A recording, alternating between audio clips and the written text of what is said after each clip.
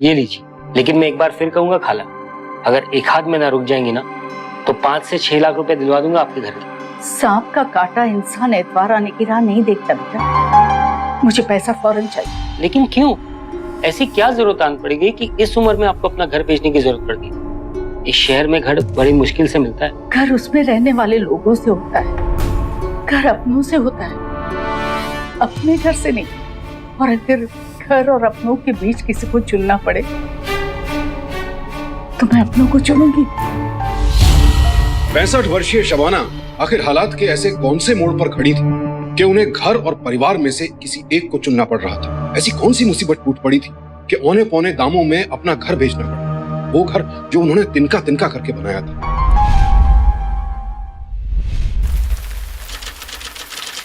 मिसबा आए ना बेटे, अंदर आ जाओ, बारिश में मत खेल। वक्त वक्त की बात है, मैंने तुमसे कहा था ना जिया, ऊपर वाला जरूर मेहर करेगा। शौकत मियाँ गए थे इस दुनिया से तो हम बहुत परेशान थे। तेरा क्या होगा, बच्चों का क्या होगा? आज बिस्मिल्लाह 14 साल का हो गया है, यतीम बच्चे पल गए। अल्लाह के साथ साथ मेहर तो आपकी भी है अम्मी। आप नहीं होती तो कुछ नहीं होता। खुदा तो आप हो मेरे लिए अम्मी। बेटा, शबाना की बेटी जिया का पति सड़क हादसे में गुजर गया था। ऐसे में शबाना के लिए ये एक चुनौती थी और इस चुनौती ने 62 साल की शबाना को जीने का नया मकसद दे दिया। अपनी बेटी और नातियों की सरपरस्ती का मकसद। वो लगभग हर दूसरे दिन अपनी बेटी से मिलने आती रही, उसे सलाह देती रही, बच्चों पर कड़ी निगाह रखती रही कि कहीं पिता के अभाव में बच्चे हाथ से ना निकल जाएं। उसने जिया के बड़े बेटे बिस्मिल्लाह को मैकेनिक का काम सिखाने के लिए अपने घर पर भी रख लिया, और वो नहीं जानती थी कि बहुत जल्द उसकी जिंदगी में खलबली मचने वाली थी। देखो यही खोलिए। देखो मियाँ, इतने कम किराए में तो शेयरिंग में भी खोली नहीं मिलता यहाँ पे।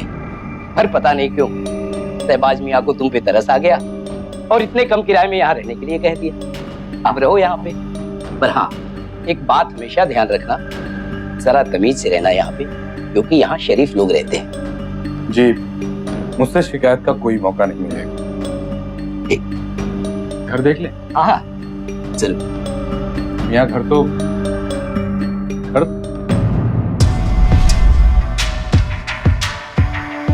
छिपकर क्यों खड़ी हो? दुआ सलाम नहीं करते बड़ों से? कॉफी खाओगे? कहा था ना तुम दोनों से, यूं ही किसी अजनबी के यहाँ नहीं जाते। चलो यहाँ से, चलो।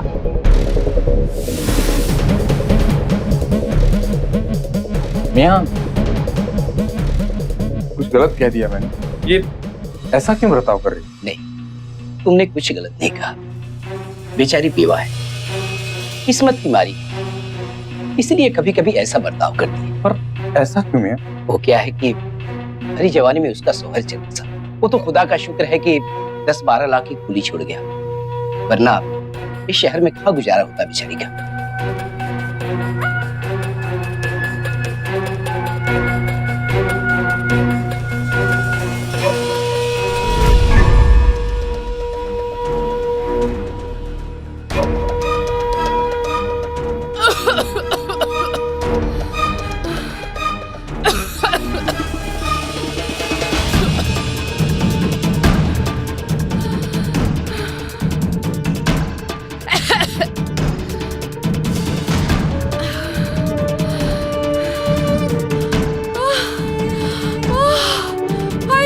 अरे ये तो गिर गई।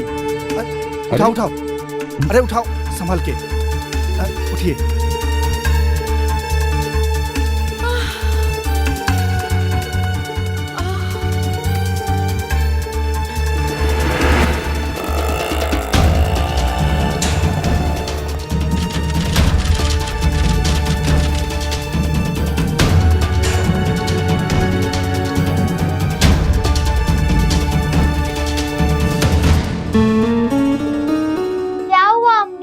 कुछ नहीं बेटा, आपकी अम्मी को चक्कर आ गया, ठीक हो जाएंगी वो। मुझे जाना होगा, मेरे शिफ्ट का टाइम है। आप लोग जरा इन्हें संभालिएगा। बेटा पकड़ो।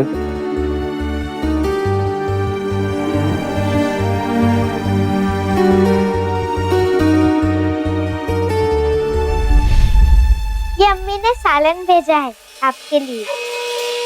पर बेटा आपकी अम्मी को आप लोगों का अनजान लोगों से बात करना पसंद नहीं, तो फिर? या अल्लाह, उस दिन वाली बात को अब तक दिल से लगा कर रखे हैं आप। क्या करूं, अकेली औरत हूं, देखभाल कर चलना पड़ता है। अब चेहरों पर ये तो नहीं लिखा होता कि कौन शरीफ इंसान है और कौन। मेरे चेहरे पर लिखा है। आप एक काम कीजिए, इस सालन को ले जाइए। अब देखिए, मैं ठहरा एक ऑटो ड्राइवर, कहीं मुझे इसकी आदत लग गई तो मुश्किल हो जाएगी मुझे। कोई मुश्किल नहीं होगी। मेरे यहाँ जहाँ 3 जन का खाना बनता है वहाँ 4 का बनेगा। आपके लिए सालन अब से हमारे यहाँ से आएगा, आप इसे ले लीजिए।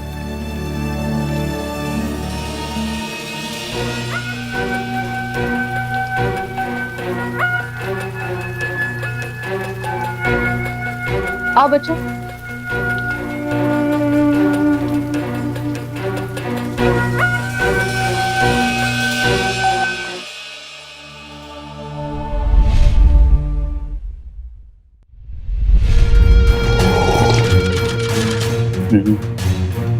जी मजा आ गया। 3 साल से ज्यादा हो गए घर छोड़े, तब से सिर्फ और सिर्फ तपरी की ही चाय का सहारा है। और तपरी की चाय तो आपको पता है जी, आज बहुत दिनों के बाद घर की चाय मिली। रोज पी लिया कीजिए। जितनी भी सहूलियत मत दीजिए, कहीं ऐसा ना हो कि इस घर को अपना ही घर समझ बैठे। आप ही का घर। वैसे आपने बताया नहीं अभी तक, आपके घर कौन कौन है? जी अम्मी है, अब्बू है और एक भाई भी है बड़ा, जो बहुत नेक है। और घरवाली? अब जैसी अभी तक कोई नेक मिली नहीं। कैसी बात कर रहे हैं? यहाँ मुंबई में कैसे आना हुआ? गांव में एकड़ों में फैली पुश्तैनी जमीन है हमारी। घर वाले चाहते थे कि खेती करूं, पर मैं चाहता था कि मुंबई में आकर कुछ बन जाऊं पहले। देखिए ना, बना भी तो क्या, एक ऑटो ड्राइवर। तो क्या हुआ? ऑटो ड्राइवर भी तो इंसान ही होते हैं।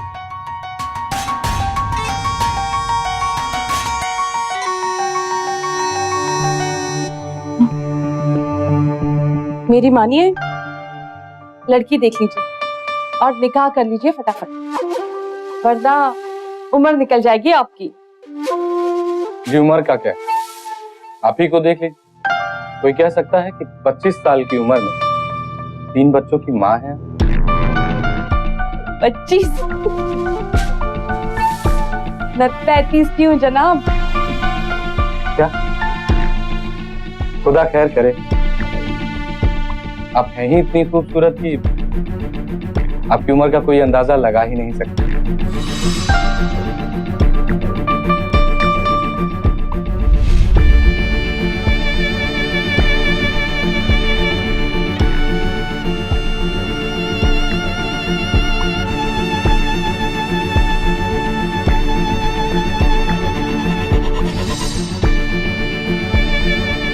मिसबा, आयना, नानी, नानी, नानी। मेरी बच्चियां कैसी है? ठीक है।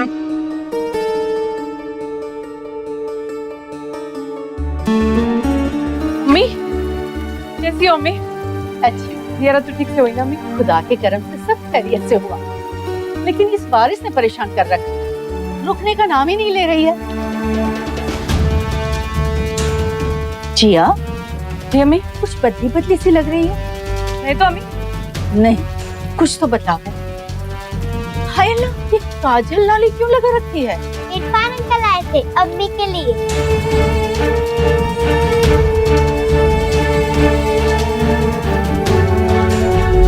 ये तो क्या कह रही है?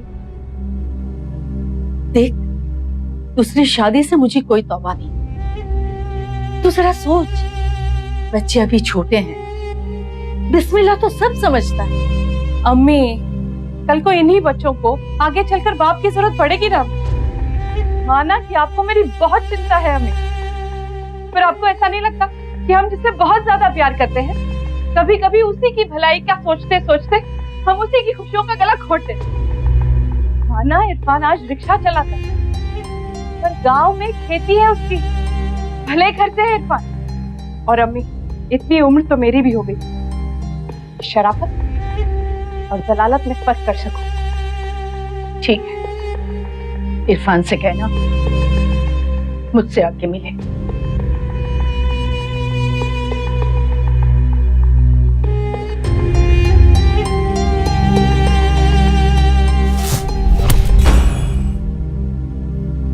तो मियाँ, क्या है आपके मन में? जी, हम आपकी बेटी से निकाह करना चाहते हैं। आप जानते हैं ना, वो 3 बच्चों की माँ है। मालूम है हमें, लेकिन इनकी जिम्मेदारी उठाने में मुझे कोई परहेज नहीं। इतनी आमदनी में गुजारा हो जाएगा? जी माफ कीजिएगा, गुजारा आमदनी से नहीं, प्यार और जिम्मेदारी से होता है। मेरी एक बड़ी बहन जो बालपन में ही बेवा हो, उसके दुख और तकलीफ देखे हैं मैं। सच कहूं तो अगर किसी बेवा को दुनिया की सारी खुशियां दे पाऊं तो मुझे बेहद खुशी हो, अगर आपकी मंजूरी हो।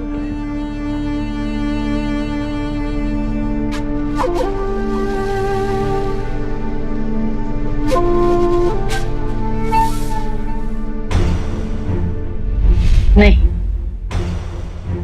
मुझे सुकून नहीं मिला इस लड़के से मिलकर। जिया, तेरी माँ हूँ, तेरी खुशियों की परवाह मुझसे ज्यादा किसी को नहीं, और ये लड़का नजरें मिलाकर बात ही नहीं कर सकता। खोट की नजरों से देखोगी तो खोटी नजर आएगा ना अम्मी। अगर वो आपसे नजरें मिलाकर बात करता तो आप कहती बदतमीज है, बड़ों की शर्म नहीं। अम्मी, मैं इरफान से निकाह करना चाहती हूँ, बस। ठीक है, अगर इसी में तेरी खुशी है तो मुझे कोई गिला नहीं। नहीं, मेरी अम्मी दूसरी शादी नहीं करेगी। बिस्मिल्लाह।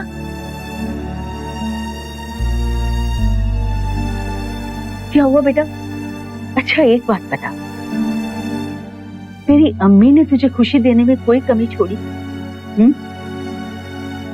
वो जिस हाल में भी थी, तुझे प्यार किया ना, तो अब तेरी बारी है अपनी अम्मी को खुशी देने की। देख बेटा, तू बड़ा हो गया है, पर आयना और मिसबा अभी छोटे हैं, उन्हें बाप की जरूरत है। अपनी अम्मी को इतनी खुशी तो दे सकता है ना बेटा?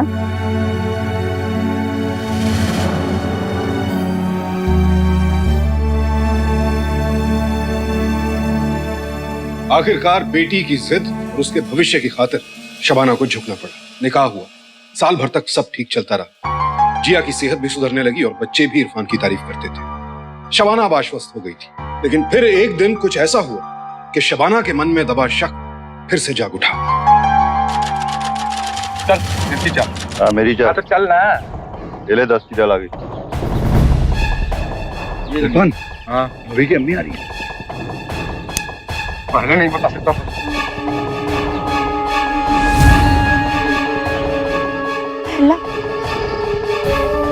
ऐसा क्यों लगा कि इरफान था जुआ खेल रहा था? खुदा करम करे, ये मेरा वहम। ये बुढ़िया पीछे पड़ी है मेरे।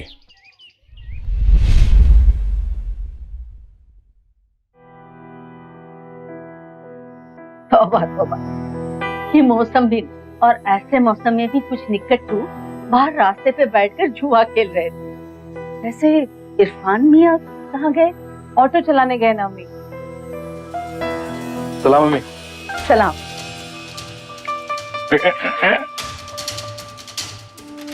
इरफान मियाँ, जी मैं। आप बुरा ना माने, पर मुझे ऐसा क्यों लगा कि आप बाहर रास्ते पे जुआ खेल रहे थे? क्या अम्मी? अम्मी आप भी ना कैसी बात होती है, जिसके पास इतनी प्यारी बीवी है, इतने प्यारे प्यारे बच्चे हैं, भला उसके पास फुर्सत भी होगी ये सब फालतू के काम करने? खुदा करे अब कभी ऐसी सोबत में ना पड़े।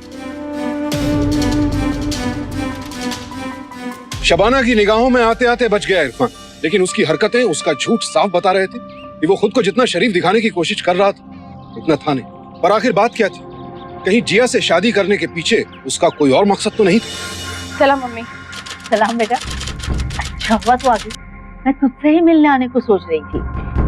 वैसे बच्चों को साथ नहीं लाई? नहीं अम्मी, मैं जल्दी जल्दी में आई हूँ। क्या बात है जिया, कुछ परेशान लग रही है? अम्मी हम कानपुर जा रहे हैं। कानपुर? अचानक? इनका ऑटो जब्त हो गया अम्मी, अब हम वही काम करेंगे। खुदा खैर कर। अरे इस शहर में काम धंधों की कोई कमी है क्या? हजारों नौकरियां मिलेंगी। नहीं अम्मी, इनका मन है कि खुद का कुछ धंधा करे। मेरा मन नहीं मानता। वैसे भी इरफान पर मुझे कई शक है। बहन की कोई दवा नहीं अम्मी, न जाने आप बार बार वही सुर क्यों पकड़ लेती है। वो मेरे खाबिंद है अम्मी, वो जहाँ जाएंगे मुझे जाना ही होगा। मैं बस आपसे ये कहना आई हूँ अम्मी कि बिस्मिल्लाह का ख्याल रखना। वो हमारे साथ नहीं जाना चाहता, उसका दिल सिर्फ आप ही के साथ लगता है।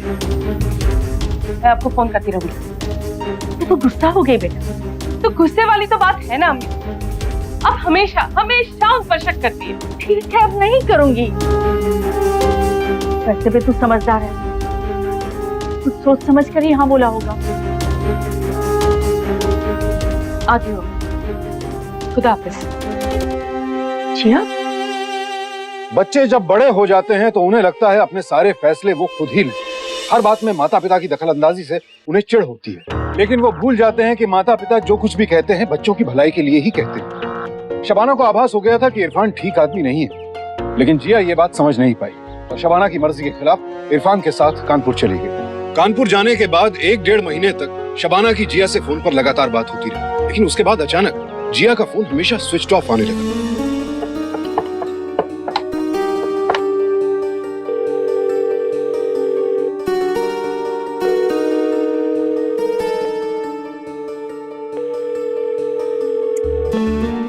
क्या बात है? ये जिया फोन क्यों नहीं उठा रही? तो क्या माजरा क्या? इरफान मियां का नंबर कोशिश करती हूँ।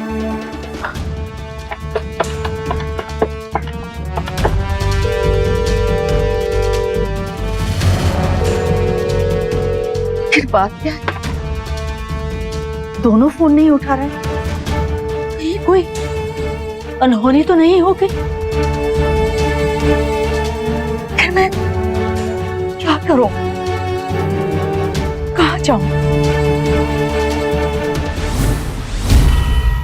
साहब 20 दिन हो गए। पहले तो जिया फोन करती थी, लेकिन अब दोनों के फोन बंद आ रहे हैं। जिया ऐसी नहीं है कि मुझे भूल जाए। अगर फोन खराब होता तो बाहर जाकर एसटीडी से फोन करती। पराया शहर है, मुझे डर लग रहा है कहीं कुछ गड़बड़ ना हो। आपकी बेटी और दामाद कानपुर में जहाँ रहते हैं, वहाँ का कोई एड्रेस है आपके पास? हाँ, जिया डायरी में लिख के गई थी। ठीक, सब ठीक हो जाएगा।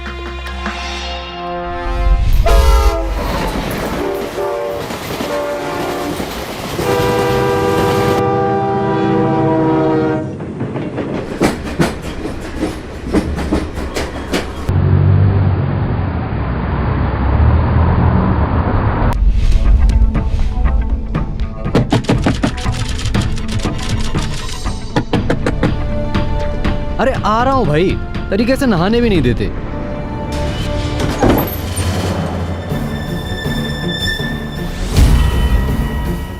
कहिए क्या काम है? ये है आपके दामाद।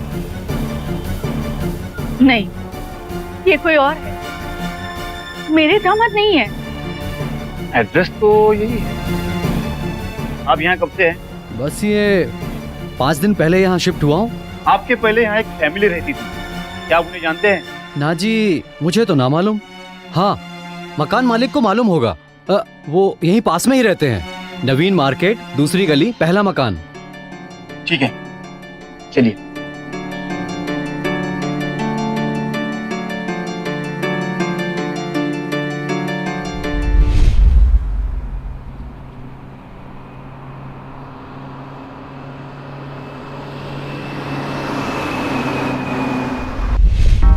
जी हाँ, इरफान और जिया यहीं रहते थे, मेरे ही घर पे।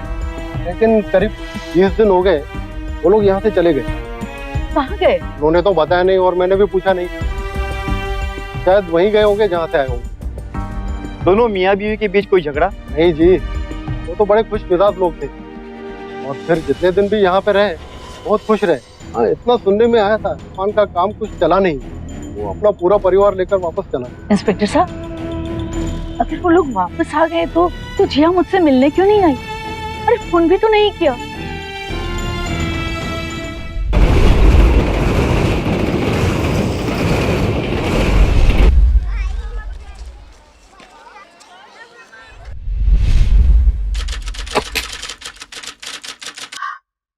शुक्र है दरवाजा खुला हुआ है, इसका मतलब जिया आ गई है।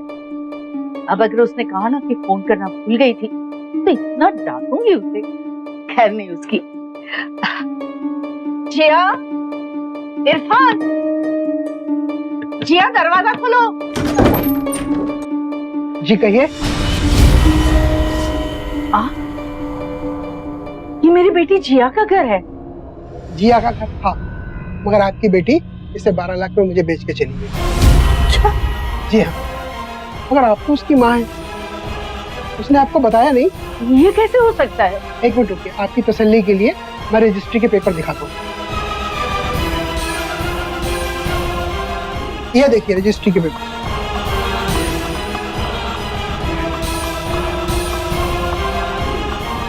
जी शुक्रिया। जी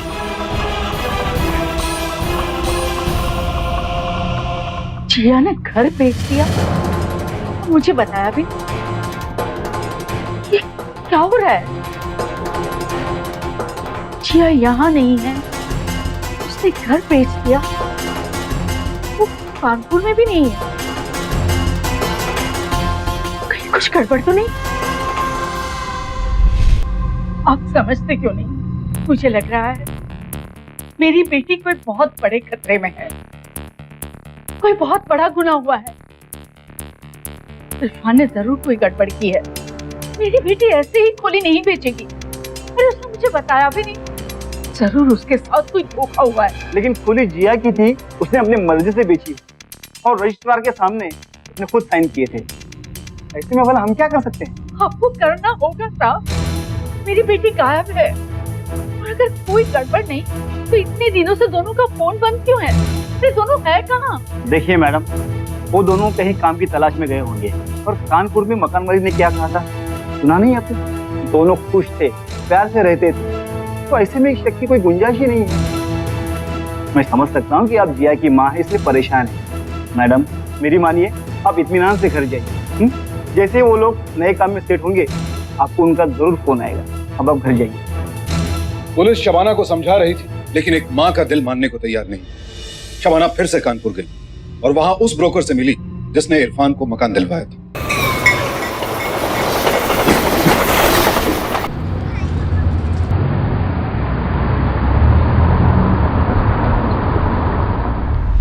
जनाब, मैं इरफान की सास हूँ। आपको याद होगा आपने उसे मकान दिलाया था? हाँ दिलवाया था। आपको भी दिलवाए क्या? जी नहीं, मुझे उसका पता चाहिए। कोई किराएनामा वगैरह?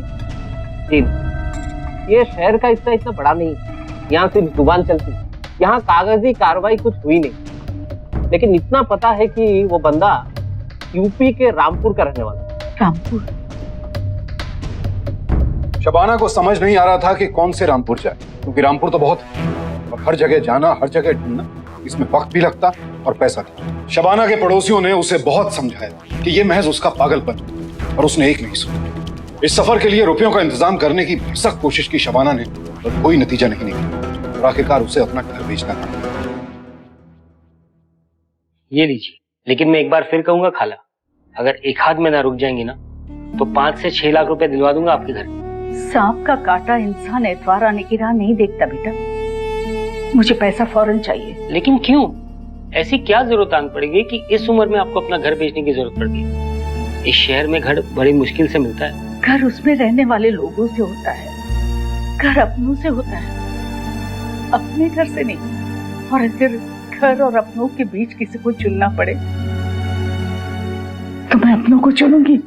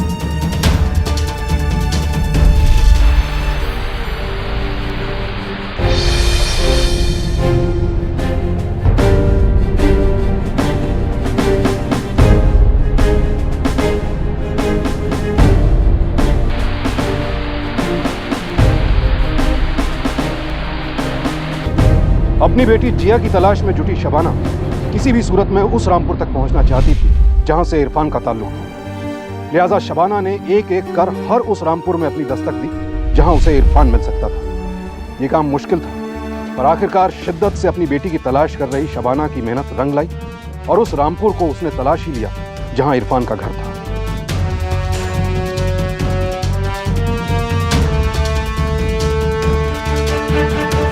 अस्सलाम वालेकुम। वालेकुम सलाम। कहिए। इरफान मियाँ यहाँ रहते हैं? जी हाँ। आप? मैं इरफान मियाँ की सास हूँ, अपनी बेटी से मिलने आई। माफ कीजिएगा, मैंने आपको पहचाना नहीं, कभी मिले नहीं ना, इसलिए। भाभी जान, आपकी अम्मी आई है आपसे मिलने, अभी आई। जी आ रही।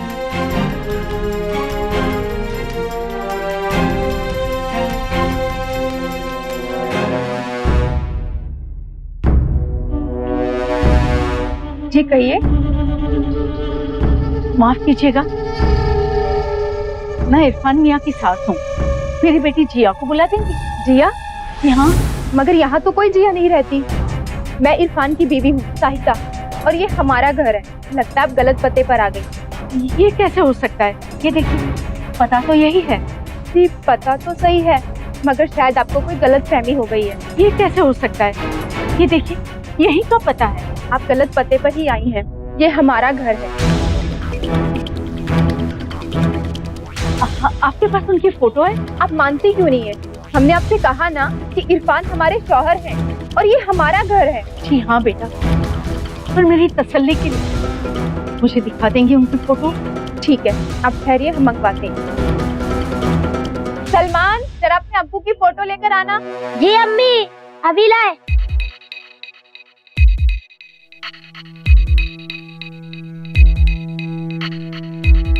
ये देखिए।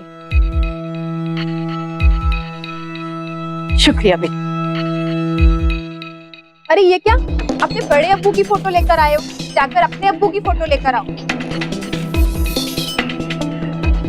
ये अभी लेकर आते हैं।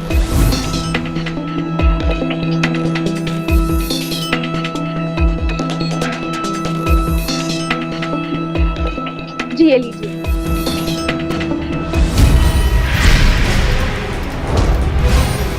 या अल्लाह,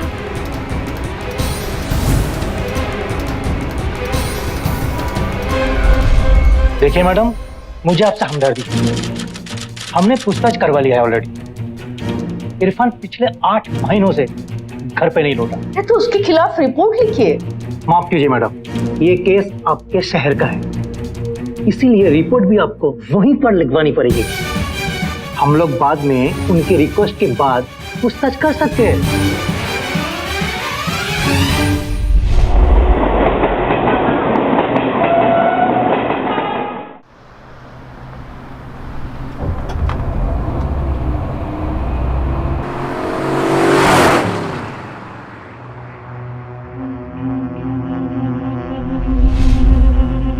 किसी ने मेरी नहीं सुनी। मैंने कहा था कि वो लड़का कमीना है। हम पहले भी छानबीन कर चुके हैं और लोगों के बयानों के मुताबिक जिया खुद अपनी मर्जी से इरफान के साथ गई। ऐसे में इरफान पर अपहरण का केस तो बनता नहीं।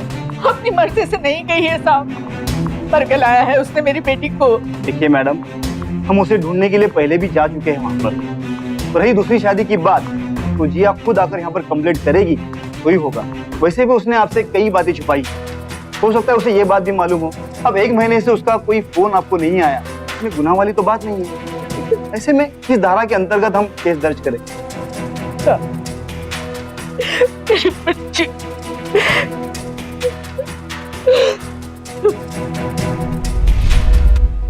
अरे अम्मा तुम फिर आ गई।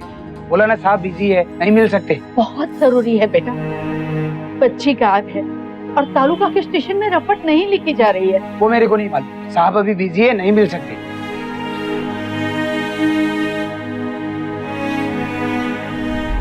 शबाना 3 दिनों तक ऑफिसर के दफ्तर के बाहर बैठी रही। आखिरकार ऑफिसर ने उन्हें देखा और उनसे बात की। शबाना ने रोते रोते पूरा किस्सा बयान किया और अपनी बेटी को ढूंढने की फरियाद की। क्या ये सब, क्या रीजन है इन बातों का? सर ऐसी कोई बात नहीं है। दरअसल वो औरत दिमागी तौर पर कमजोर है सर। हम पहले भी तफ्तीश के लिए कानपुर जा चुके हैं। अब सब ठीक है सर, हम वो टेंशन ले रही। Shut up. आप यहाँ बैठे बैठे बिना तफ्तीश के बता सकते हैं कि सब ठीक है? अगर वो औरत पागल है तब भी हमारा काम बनता है तफ्तीश करना। हम इस केस को फिर से इन्वेस्टिगेट कर रहे हैं। ठीक है सर। ये पेमेंट आपने चेक से किया? जी सर। मालूम करो ये चेक किस बैंक के किस अकाउंट में डिपॉजिट हुआ। Yes sir. और इस अकाउंट की पूरी डिटेल जल्द से जल्द मुझे चाहिए। Okay sir. वो चेक जियाउल्लाह खान और इरफान खान के जॉइंट अकाउंट में जमा हुआ था, क्लियर भी हुआ है। अब उस अकाउंट में कुछ भी बैलेंस नहीं है, सारा पैसा निकाल दिया गया। नहीं साहब, कहीं कुछ गड़बड़ जरूर है। मेरी जिया एक साथ 12 लाख रुपए खर्च नहीं कर सकती। इस इरफान की जनपत्री निकालो, पहले कहाँ काम करता था और अब कहाँ। Okay sir.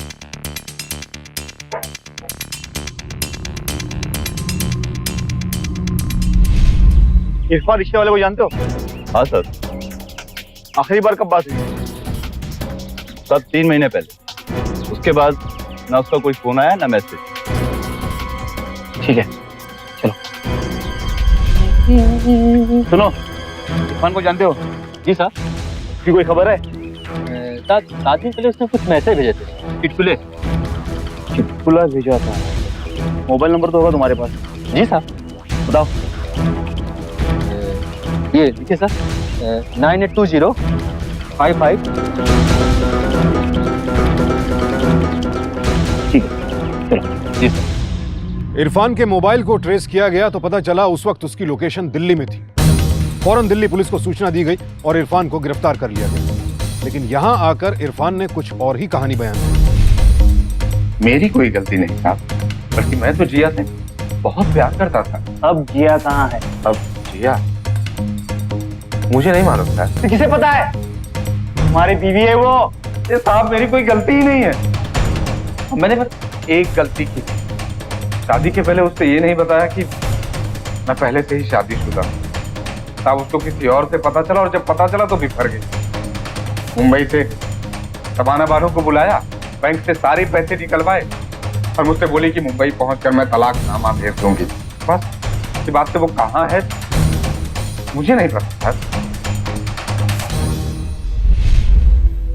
सर इरफान सही कह रहा है। बैंक रिकॉर्ड से पता चला है कि जिया ने खुद अपने अकाउंट से पैसे निकाले थे और अगले ही दिन मुंबई के लिए अपना और अपने बच्चों का टिकट करवाया था। अब तो आपको भरोसा हो गया ना सर। दरअसल एक बात बताऊं, सारे फसाद की जड़ वो बुढ़िया है। उसके शकल पर मत जाइएगा। हाँ 420 औरत है, मेरे तो शुरू से ही खिलाफ थी। उसे पता था साहब कि अगर मेरा निकाह हो गया तो खोली मेरे नाम हो जाएगी। उसे कुछ नहीं मिले। ये लालच में हाथ धोकर मेरे पीछे पड़ी। सब देखिए तब पुलिस के खिलाफ मेरे कंप्लेंट।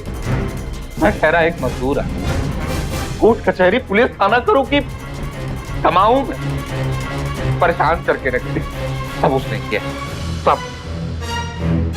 बड़ी दुविधा थी पुलिस के सामने। समझ नहीं आ रहा था जिया के साथ क्या हुआ, किसने किया। आखिरकार आला अफसरों ने केस की तफ्तीश नए सिरे से शुरू की। सर कहीं ऐसा तो नहीं कि शबाना झूठ बोल रही हो, जिया का पैसा हड़पने के लिए उसे गायब कर दिया हो और इरफान को फंसा रही हो? नहीं, अगर शबाना को पैसों का इतना ही लालच था तो अपनी बेटी को ढूंढने के लिए अपनी खोली इतने सस्ते दामों में बेचकर क्यों गई? दूसरा, इरफान ने इतने दिनों में अपनी बीवी को वापस लाने के लिए इनसे एक बार भी कांटेक्ट करने की कोशिश क्यों नहीं की? सर मुझे लगता है इनके बैंक का रिकॉर्ड फिर एक बार चेक करना पड़ेगा। यस, एक बार बैंक से मालूम करो कि जिया ने आखिरी बार एक साथ कितने पैसे निकलवाए। Okay sir. Okay sir, confirm है सर, सीसीटीवी फुटेज में जिया खुद अकेली बैंक में गई थी और उसने अकाउंट से 5 लाख रुपए भी निकलवाए। एक मिनट, जिया के अकाउंट में 12 लाख रुपए थे? Yes sir. गुड। इरफान कहाँ है? तुम क्लीन हो इरफान। लेकिन सवाल एक ही है, अगर जिया यहाँ नहीं आई तो फिर गई कहाँ? तुम्हें पूरा शक है कि ये सब शबाना ने किया? जी साहब, माँ और बेटी को मैंने दोनों को बात करते हुए सुना। बताइए साहब, कोई माँ अपनी बेटी की जिंदगी ऐसे बर्बाद कर दे? इसने की साहब, जिया को मैंने खुद 12 लाख रुपए एक साथ गिनते हुए देखा था। नहीं, पूरे 12 लाख रुपए। ओके इरफान, ठीक है, तुम जा सकते हो। सलाम साहब।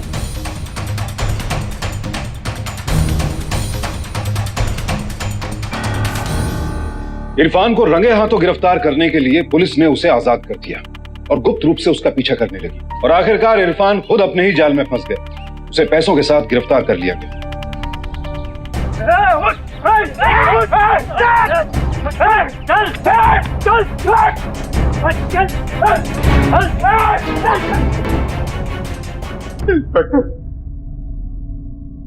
जिया को तो मैंने पहले ही फंसा दिया, लेकिन ये बुढ़िया को मुझ पर शक था। सच तो यह है कि जिया से ज्यादा मेरी नजर उसकी 12 लाख की खोली पर थी। कैसे भी करके बस मुझे उसके पैसे चाहिए थे। मैं उसे बहला फुसला कर कानपुर लेकर गया। फिर कभी वहां धंधे के नाम पर, खर्चे के नाम पर रोज उससे पैसे लेता रहता। बेगम अब शायद कुछ काम बन जाए। खुदा करे ऐसा ही हो। बेगम अब बहुत अच्छी। मेरा और उसका अकाउंट ज्वाइंट था, तो उससे पैसे निकालता था। बड़ी यही थी मैंने उसके पैसे बहुत। एक दिन उसके हाथ में बैंक स्टेटमेंट लगा, उसमें से 7 लाख रुपए का है। वही मेरा भेद खुल गया। उसने मुझसे बहुत झगड़ा किया, बहुत लड़ाई की और उसने फैसला किया कि अब वो वापस मुंबई चली जाएगी। बैंक से सारे पैसे निकलवा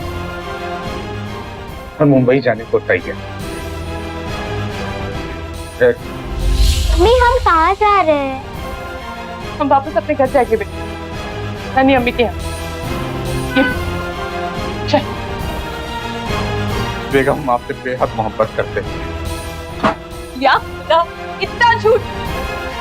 तुम्हें सिर्फ मेरे पैसे से प्यार था। ये अम्मी ठीक कहती थी, तुम कभी शरीफ है ही नहीं। बेगम माना कि मैंने गलती की है, बहुत बड़ी गलती, इतनी बड़ी गलती की है कि मुझे माफ नहीं किया जा सकता।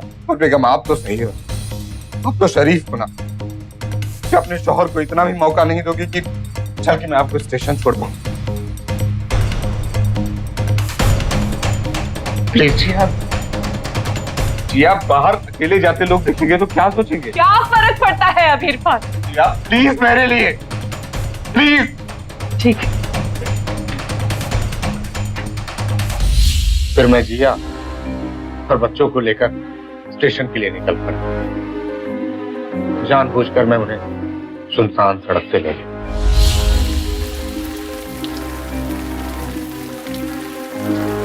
बेगम रुकिए ना जरा। अब क्या है इरफान?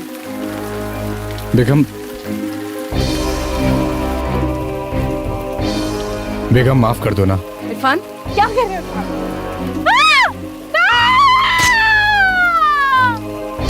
फिर मौका मिलते ही हत्या करती हूँ। फिर मैंने उनकी मुंबई की टिकट बनवाई और स्टेशन पर लोगों से ये कह दिया कि हम नहीं जा सकते। साहब मैंने तो पैसे भी नहीं लिए उसके, और बाकी के पैसे बचे गांव की एक जमीन में काट।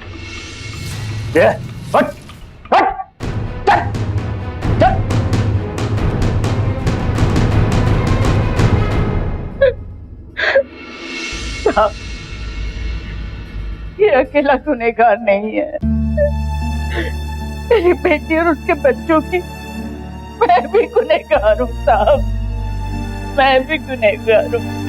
अपनी खोली बेच के तो तहकीकात मैंने आज की थी, जिया के निकाह से पहले करती तो आज मेरे बच्चे मेरे पास होते साहब, वो जिंदा होते साहब। बच्चे के प्यार में अंधे होकर मैंने निकाह के लिए हाँ कर, और उसकी सजा मेरे बच्चों ने भुगती।